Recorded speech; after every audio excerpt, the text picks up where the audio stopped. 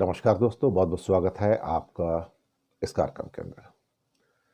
दोस्तों, बात करेंगे आज व्हाइट हाउस में सऊदी ने अमेरिका को किस बात पर एक्शन करने से रोका है, क्या हो रहा है।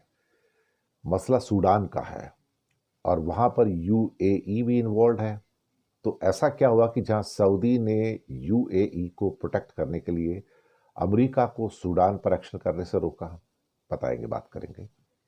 रशिया ने सू 75 अब चेकविट नाम का स्टेल्थ फाइटर उतारा है, उसे शोकेस कर रहा है और ये एक बड़ा धमाका माना जा रहा है स्टेल्थ फाइटर्स की फहरिस्त में। इसके अलावा भारत का दावा था कि बासमती पर हमारा विशेष अधिकार है, उसको न्यूजीलैंड और केन्या की अदालतों ने इंटेलेक्चुअल प्रॉपर्टी राइट्स के मुद्दे के ऊपर भारत के जो क्लेम थे उनको खारिज किया है। तो स्वागत आप सबका। सबसे पहले हम बात करेंगे बासमती के ऊपर, जो भारत का एक विशेष दावा किया जा रहा था। न्यूजीलैंड और केन्या ने भारत को एक झटका दिया है और बासमती पर ट्रेडमार्क के भारत के दावे को न्यूजीलैंड की अदालत ने और केन्या में भी स्वीकार नहीं किया गया है। हालांकि भारत ने जीआई के तहत दावा किया है। जी हाँ, अब सवाल ही पैदा होता है कि बासमती चावल पर जो विशेष अधिकार होना चाहिए था, इन प्रयासों को न्यूजीलैंड और केन्या में बड़ा झटका लगा है। वर्ल्ड ट्रेड ऑर्गेनाइजेशन के इंटेलेक्चुअल प्रॉपर्टी राइट्स और ट्रिप्स समझौते का हवाला देकर न्यूजीलैंड में भारत बासमती का ट्रेडमार्क हासिल करना चाहता था, जबकि केन्या में बासमती नाम की 6 चावल की किस्मों को ट्रेडमार्क दिए जाने पर भारत ने आपत्ति जताई थी। लेकिन दोनों देशों की अदालतों के अंदर भारत के दावों को स्वीकार नहीं किया गया और भारत ने इनके खिलाफ हालांकि अपना दावा बरकरार रखा है। अब ये भारत की दलील है कि बासमती को भारत में जीआई प्राप्त है। ज्योग्राफिकल एक उनका एक स्पेशलाइजेशन होता है, संकेतक माना जाता है, ज्योग्राफिकल इंडिकेटर। और ट्रिप्स समझौते के अंतर्गत जीआई का दुरुपयोग रोकने की जिम्मेदारी भी शामिल है। लेकिन बासमती को ट्रेडमार्क दे के सुरक्षा दी जानी चाहिए, इसको न्यूजीलैंड और केन्या दोनों ने रिजेक्ट कर दिया। ये खास तौर से मुझे लगता है कि भारत का जो पक्ष खास तौर से बासमती के चावल को लेके है, क्योंकि भारत और पाकिस्तान का बहुत बड़ा एक्चुअली एक किस्म से कहा जाए तो फाइट चलता है अंतर्राष्ट्रीय मामलों में कि बासमती के ऊपर किसका अधिकार है। पाकिस्तान के चावल उद्योग ने न्यूजीलैंड के इस फैसले को अच्छा फैसला बताया है यहाँ पर, और केन्या के फैसले को भी अच्छा फैसला बताया है। बासमती की खेती पाकिस्तान में भी होती है, भारत को भी होती है, लेकिन भारत को बासमती का जीआई टैग भी मिला हुआ है। तो उसको देखते हुए भारत ने अपने क्लेम्स पुट अप किए, लेकिन वहाँ की अदालतों ने उनको स्वीकार करने से मना कर दिया है। सूडान में जो हो रहा है उसको लेके सऊदी ने यूनाइटेड स्टेट्स ऑफ अमेरिका यानी कि ट्रंप को कुछ करने से रोका है, क्योंकि वहाँ पर यूएई शामिल है और यूएई की अभी काफ़ी बदनामी हुई है, यानी कि दुबई अबू धाबी की काफ़ी बदनामी हुई है सूडान को लेके। अब ट्रंप साहब ने कहा था कि सूडान के सिविल वॉर के अंदर अमेरिका दखल देगा। सऊदी ने कहा कि मत करो, क्योंकि सूडान सिविल वॉर का कनेक्शन यूएई से है। यूएई पर आरोप है कि सूडान रैपिड फोर्स को हथियार देता है यूएई। इसके बदले में वो सूडान से सोना लेता है, गोल्ड लेता है, ये सबको पता है। और यहाँ पर जहाँ कई बहुत सारे सौदे हुए, वहीं पर मोहम्मद बिन सलमान ने सूडान सिविल वार को तो रुकवाने की सिफारिश की है और सऊदी ने दखल देने की बात की है, लेकिन ये दखल ऐसा हो कि जहाँ पर अगर डायरेक्ट करते हैं तो उसमें यूएई को नुकसान होगा।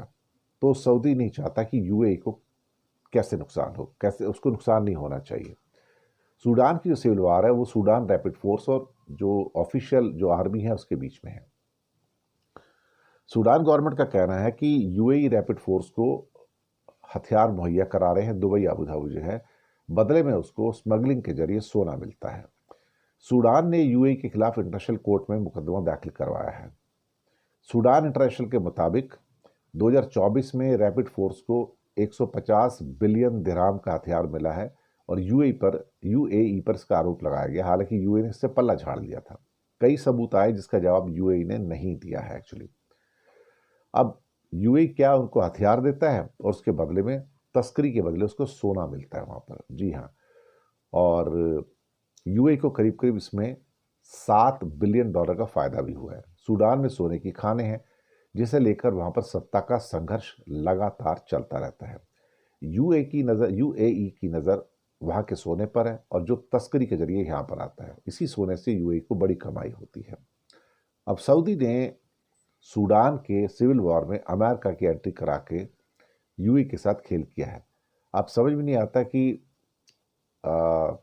यहाँ पर सऊदी यूएई का साथ दे रहा है या फिर उसके खिलाफ जा रहा है, या फिर वो सऊदी चाहता है कि यूएई को वहां से बिस्तरा बोरिया समेट के वहां से निकल जाने को कह रहा है। ऐसा लगता है कि सऊदी भी एक शायद कोई गेम खेल रहा है और सऊदी और यूएई के बीच में जो राइवलरी है उसका वो फायदा उठाना चाहता है। पता नहीं अंदर की इक्वेशन क्या है, लेकिन लगता है कि सऊदी भी अब गेम खेलने जा रहा है। एक और खबर, रूस का सू-75 चेकमेट पहली उड़ान के लिए तैयार है और ये जल्दी ही पहली उड़ान भरेगा और रूस ने भारत को भी ये प्लेन ऑफर किया था।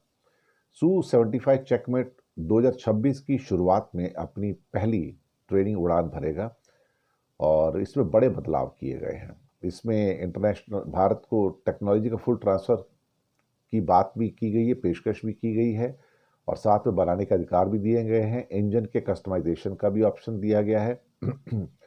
ये रशियन एरोस्पेस के लिए एक बहुत अहम भूमिका निभा रहा है। अमेरिका और चाइनीज फाइटर को टक्कर देगा और रूस का सू-75 चेकमेट जो है अमेरिका के F-35 लाइटनिंग II और चाइना के शेनयांग FC-31 को चुनौती देने के लिए तैयार है। चेकमेट की कीमत हो सकता है $5 से $6 करोड़ प्रति यूनिट हो सकती है, यानी कि करीब करीब 500 करोड़ के आसपास आपको, 400-500 करोड़ के आसपास आपको एक प्लेन मिल जाएगा। पहली बार इसको 2021 में मैक्स एयर शो के अंदर पेश किया गया था, लेकिन अब डिज़ाइन में बार बार चेंज करने से इसके प्रोडक्शन लाइन में देरी हुई है। और लेकिन अब सुना है कि ये विमान उड़ान भरने के लिए पूरी तरह से तैयार हो चुका है और एक एक करके रशिया और चाइना से नए नए जो क्या कहते हैं कि जो प्रोजेक्ट्स हैं सुखोई के, वो निकल कर बाहर आ रहे हैं। इसके अलावा चाइना अपना एक फ्लोटिंग आइलैंड बनाने जा रहा है। जी हाँ, फ्लोटिंग आइलैंड। और ये करीब करीब 78,000 टन वजनी इस प्लेटफॉर्म पर 238 लोग 4 महीने तक बिना सप्लाई के रह सकते हैं। इसमें न्यूक्लियर ब्लास्ट से बचाने वाला मेटा मटीरियल भी लगा हुआ है। इसमें साइंटिफिक रिसर्च, कमांड सेंटर और मॉनिटरिंग के लिए कुछ और भी है। ये फ्लोटिंग प्लेटफॉर्म जो हैं, ये अपने आप में एक अद्भुत, आप कह सकते हैं कि एक इन्वेंशन कहा जाए, डिस्कवरी कहा जाए, इनोवेशन कहा जाए और 4 महीने तक बिना सप्लाई के काम कर सकता है और 2028 में इसे लॉन्च करने की तैयारी है। प्लेटफॉर्म का नाम है deep sea all weather resident floating research facility. ये 14वीं पंचवर्षीय योजना में नेशनल साइंटिफिक प्रोजेक्ट के तौर पर इसे शामिल किया जाएगा और ये 138 मीटर लंबा होगा, 85 मीटर चौड़ा होगा। पानी से इसका मुख्य डेक 45 मीटर ऊपर होगा। ये अपने आप में क्या कहा जाता है कि इसका जो डिज़ाइन है वो उसे समुद्र में उठने वाली जो ऊंची लहरें हैं उसमें भी इसको संभालने के लायक बनाया गया है। 15 नॉट्स की गति से चल पाएगा और न्यूक्लियर धमाके से भी नया जो मेटा मटेरियल है वो उसको बचा पाएगा। ये तो पूरा का पूरा साफ फ्लोटिंग आइलैंड ही हो गया, क्या कहा जाए। इस दुनिया में ना जाने क्या क्या हो रहा है, लेकिन जो हो रहा है वो अद्भुत है। बहुत बहुत शुक्रिया आपका और चैनल को सब्सक्राइब कीजिएगा। हो सके तो छोटी छोटी आर्थिक मदद कर सकते हैं। नीचे में आपके लिए यूपीआई नंबर और बैंक अकाउंट नंबर भी दिए हैं। किसी एक को चुनकर छोटी सी मदद करेंगे तो अच्छी पत्रकारिता को बचाने में आप हमारे सहयोगी भी बनेंगे। धन्यवाद आपका।